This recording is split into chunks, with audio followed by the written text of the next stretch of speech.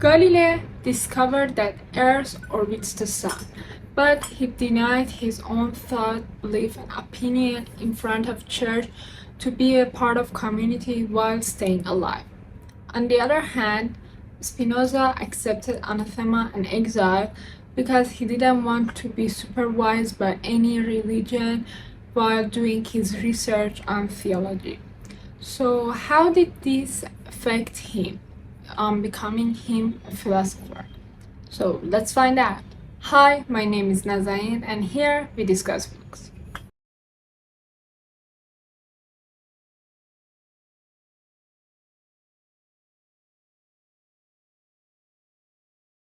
So Spinoza turned down synagogue's offer to work and research with fun to be free. So basically, he chose freedom over being in a like-minded community and whatever that could bring for him. You can find out more about that in part 1, so don't forget to watch that after watching this video. Now I'm going to discuss 4 important things that happened to Spinoza after becoming an exiled philosopher. So stay tuned until the end of the video. So the first thing that Spinoza missed after being exiled was having friends. And I really can relate to this because as an introvert person that enjoys being on her own 100% of the time, I really don't want any friendship unless it brings me comfort and joy.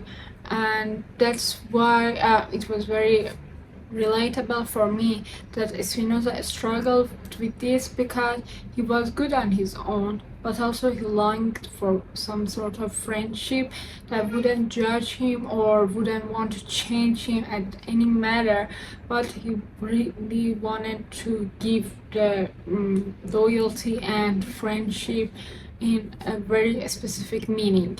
Also, insights are a very important factor in any friendship. The second important thing that I want to discuss is Spinoza's thought on women. The thing that he really struggled with was women.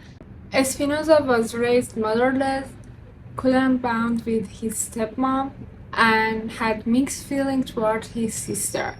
He also didn't want to marry because he wanted to focus on his books and his career. Therefore, he felt betrayed when he saw his favorite girl in the arms of another man who happened to be his classmate. All in all, he hated women and he spared no chance to say it out loud. But while reading Spinoza's problem, this question kept crossing my mind.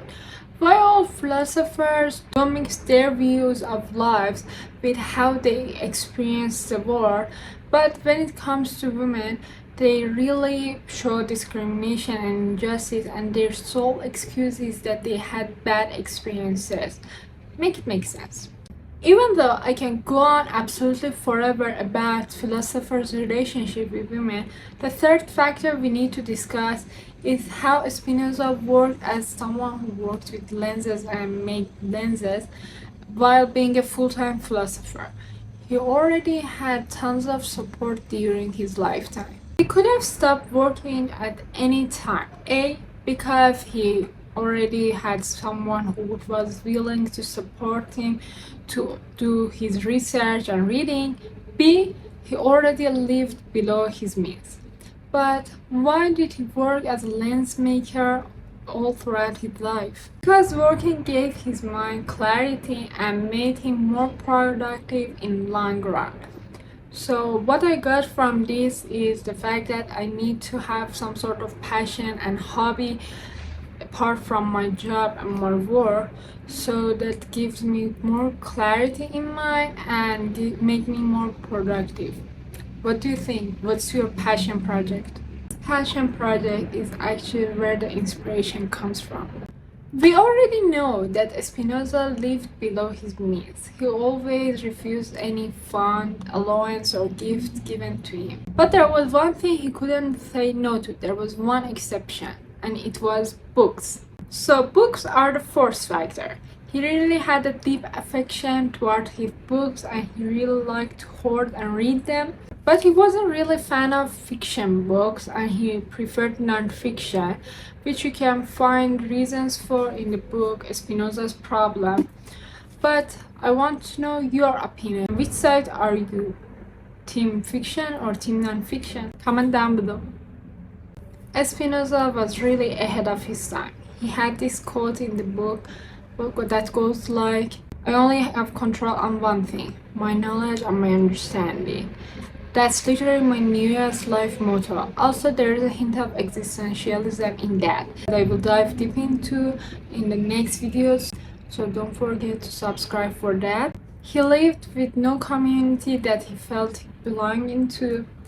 While being in love, he closed doors for that and removed all the strings. He wished for a world that there was no religion that could figure out what people should do. That oddly reminds me of this scene from Fleabag series. I just think I want someone to tell me how to live my life, Father, because so far I think I've been getting it wrong. But I know that's why people want people like you in their lives. Because you just tell them how to do it. You just tell them what to do and what they'll get out at the end of it. Even though I don't believe your bullshit, and I know that scientifically nothing I do makes any difference in the end anyway, I'm still scared. Why am I still scared?